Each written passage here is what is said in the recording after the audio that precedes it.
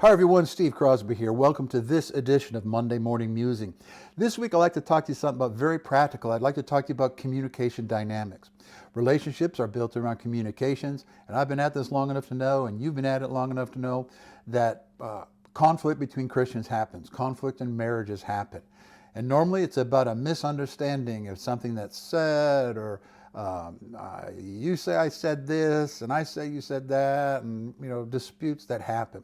There's a gentleman by the last name of Morabian in the late 60s who did a study, and I'm going to share his statistics with you, and I'm not going to get hung up on the precise exact numbers, but I am pretty committed to the proportion represented in these numbers. And he discovered in 1967, he was a UCLA professor, he said, there's something in human dynamics called the 7-38-55 rule, and it's this. 7% of communication is based on the content, 38% is based on tone of voice, and 55% is based on body language. Think about it. That's one reason why I believe social media can be anti-social media. And it's so anti-social media because it is so easy to misunderstand something that's written when you can't hear voice inflections or see body language. And that's why I don't do like deep theology on Facebook. I don't do counseling on Facebook, because that written word is only 7% of what it means to communicate as humans.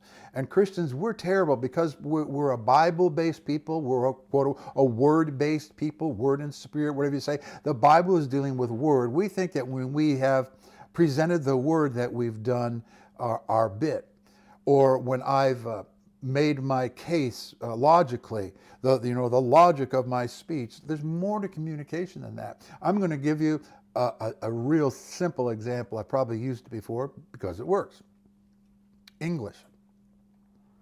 Hot dog, hot dog, hot dog, or hot dog. Just by changing my inflection 4 times, I can have 4 different meanings over something so simple in English as a hot dog.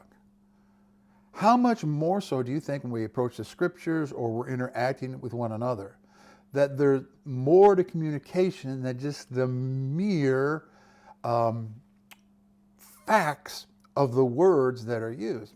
And it works like this in marriage situations or conflict situations. Someone will say, well, I don't know why she's so upset. I mean, I just asked her to give me a receipt after she shops for groceries. And you're sitting there and you're listening to that and you go, well, that's a reasonable request. Yeah, but he's not telling you the whole thing. He's telling you the 7%. He's not telling you the 38 and the 55. And here's the real communication. Watch.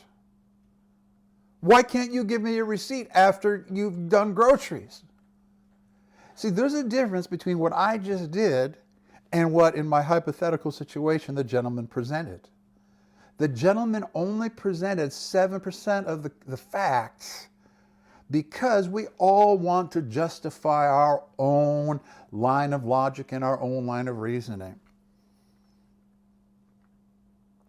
I would encourage you, and I actually do a whole hour session where I unpack this at greater depth, which I can't do today. It's not the format for that. But our tone and our body language is as important, maybe more important, than even the words that are said. So for those of us that are in public speaking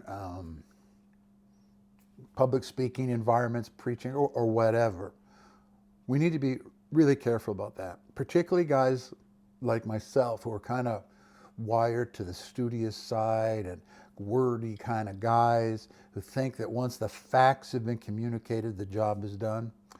That's not the case, and it makes for some bad human dynamics and avoidable human conflict, even in the church.